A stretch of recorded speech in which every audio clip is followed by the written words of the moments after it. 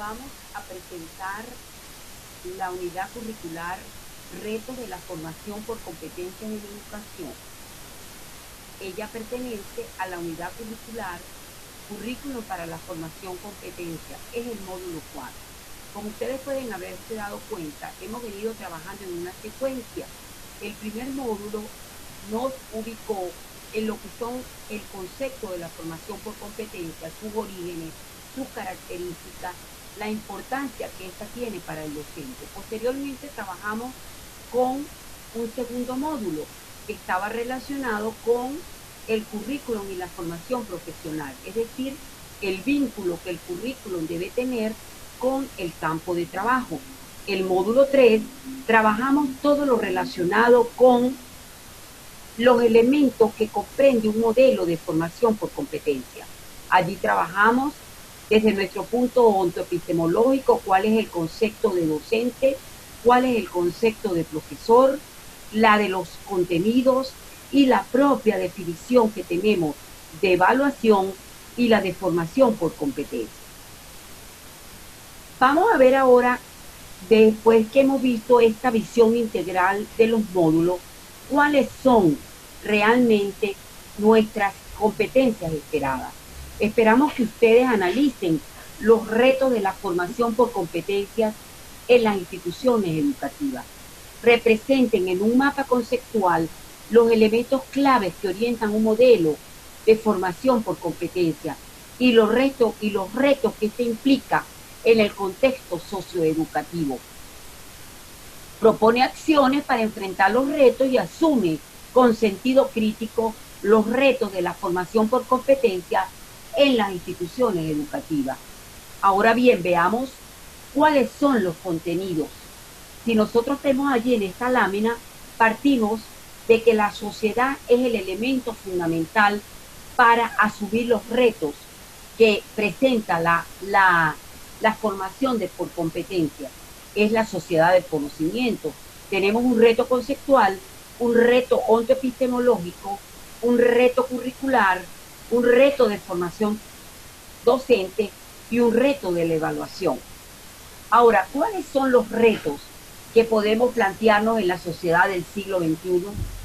Bueno, tenemos que partir que vivimos en una sociedad del conocimiento y que la globalización es fundamental para esta sociedad del conocimiento, que las personas y las organizaciones deben desenvolverse en escenarios más complejos, dinámicos e inciertos, que existen brechas entre el sector productivo y el ámbito laboral y que, por supuesto, los avances en la ciencia y la tecnología generan el desarrollo de nuevos conocimientos.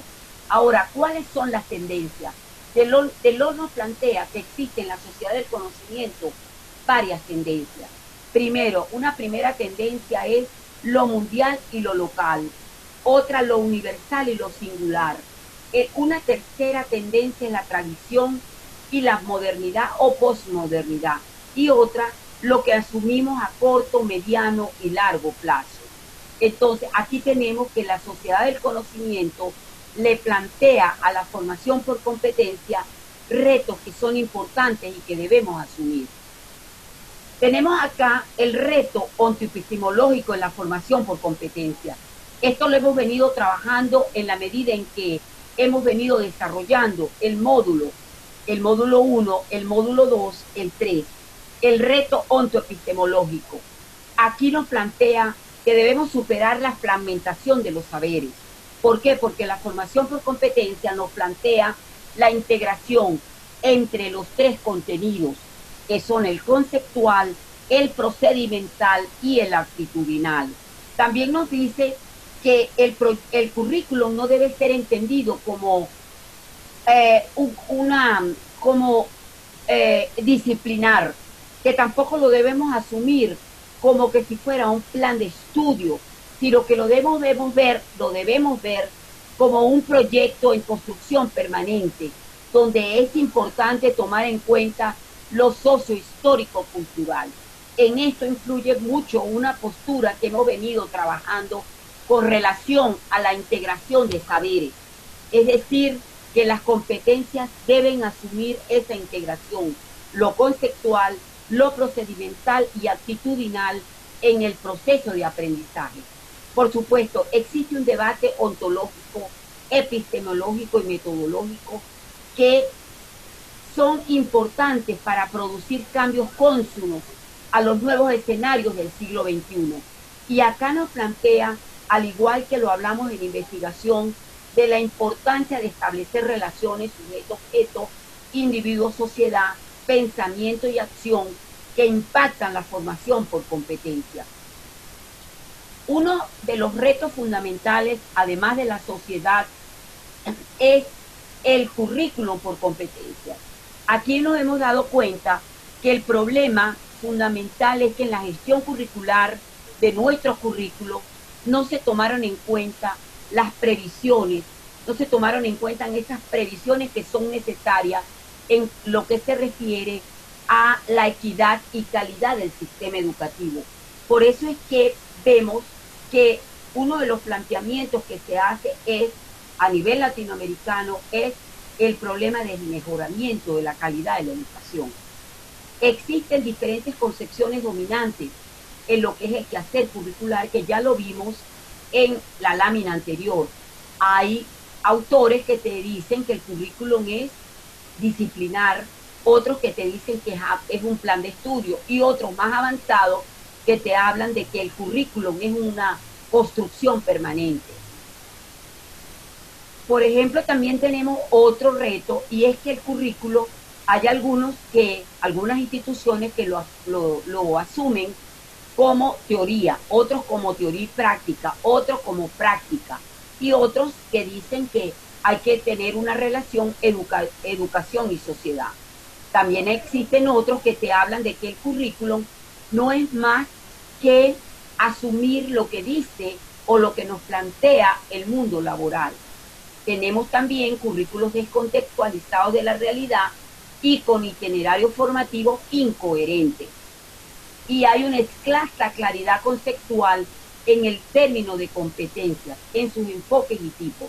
Ahora, ¿qué requerimos?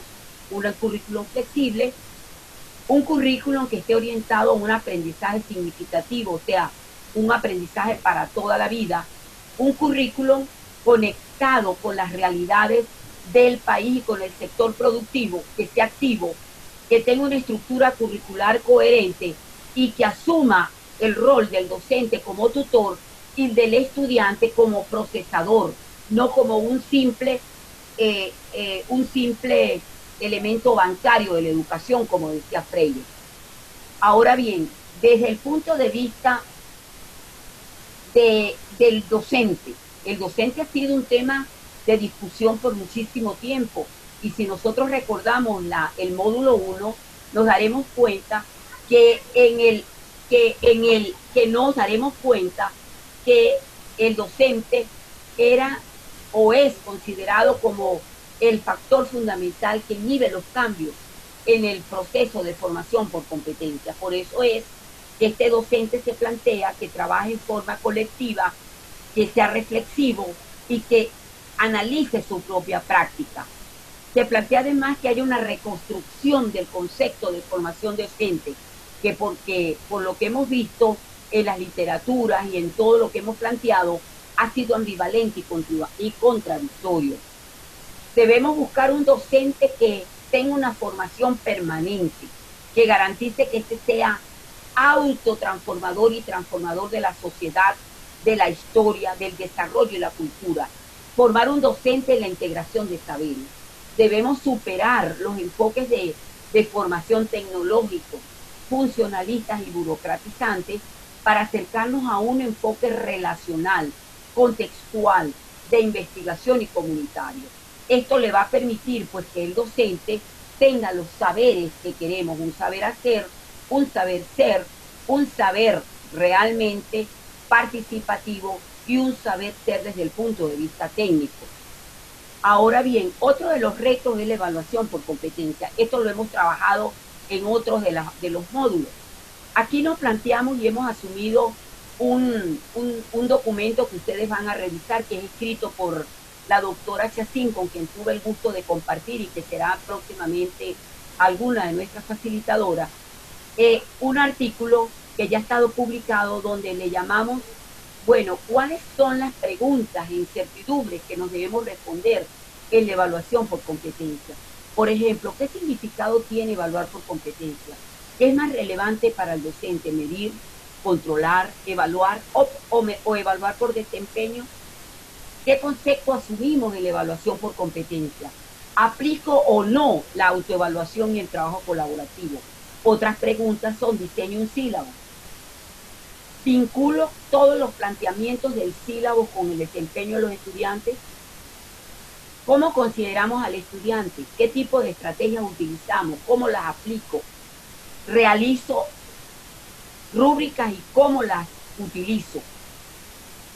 ¿Qué dificultades enfrentamos para fundamentar epistemológicamente la evaluación y para comprender sus implicaciones en el proceso de enseñanza-aprendizaje? Esta lámina, que me pareció interesante, que no es mía, sino que es tomada de Chavino en el 2009, me pareció bien interesante porque aquí resume lo que debe ser una institución de educación superior y específicamente una universidad. Estas instituciones están sometidas a unas tensiones, como lo dijimos anteriormente. Hay una tensión mundial y local, hay una tensión entre el sujeto, entre la concepción del sujeto y el objeto, hay una concepción entre lo que es lo general y lo particular. Hay cambios ontoepistemológicos que hay que tomar en cuenta. Hay transformaciones que deben considerarse en esas instituciones de educación superior. Porque ¿qué es la universidad? La universidad no es más que un espacio para generar conocimientos desde el punto de vista colectivo, donde tomamos en cuenta los tres saberes: el saber hacer, el ser y el saber cómo hacer.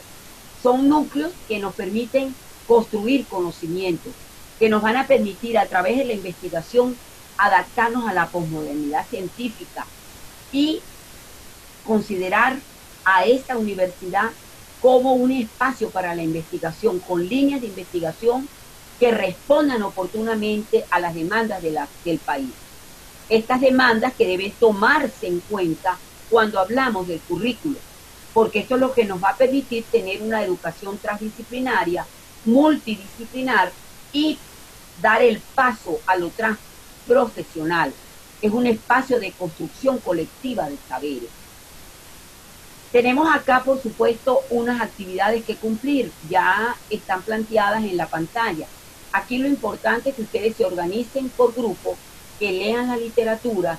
Vamos a partir de los elementos del modelo, ya los conocemos: los docentes, el contenido, los propios estudiantes, la fundamentación.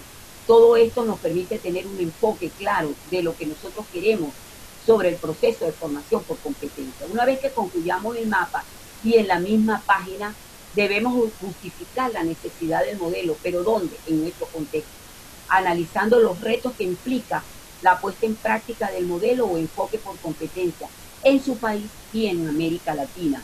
Esta actividad nos va a permitir desarrollar elementos para la introducción, resultados e ideas conclusivas y otros aspectos relacionados con el proyecto integrador.